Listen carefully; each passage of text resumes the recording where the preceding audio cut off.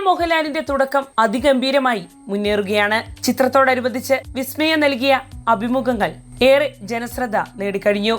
തുടക്കത്തിൽ അഭിനയിക്കുന്നതിന് മുൻപ് മറ്റൊരു ചിത്രത്തിൽ അഭിനയിച്ചിട്ടുണ്ടെന്ന് പറയുകയാണ് വിസ്മയ. ആ ചിത്രത്തിന്റെ സംവിധാനം പ്രണവാണ്. ക്യാമറ സുചിത്ര മോഹൻലാലും. ആ സിനിമയ്ക്ക് നൽകിയ പേര് ആംഗ്രി മായ എന്നാണെന്നും താരം പറയുന്നു. സ്കൂളിൽ പഠിക്കുമ്പോൾ വെക്കേഷൻ കാലത്തെ എന്റെയും അപ്പുച്ചേട്ടന്റെയും ഒരു തമാശയായിരുന്നു ആംഗ്രി മായ. കുട്ടിയായിരിക്കുമ്പോൾ വീട്ടിൽ ഏറ്റവും കൂടുതൽ ദേഷ്യപ്പെടുന്നത് ഞാനാണെന്നാണ് അമ്മ പറയാറുള്ളത്. അങ്ങനെ ദേഷ്യക്കാരിയായ എന്നെ കഥാപാത്രമാക്കി അപ്പുച്ചേട്ടൻ തിരക്കഥ എഴുതി സംവിധാനം ചെയ്ത സിനിമയാണ് ആംഗ്രി മായ. ക്യാമറയ്ക്ക് പിന്നിൽ അമ്മയും. എന്റെ ആദ്യ സിനിമയായ തുടക്കം പോലും ആ സ്വാതന്ത്ര്യത്തിൽ നിന്നുണ്ടായതാണ്.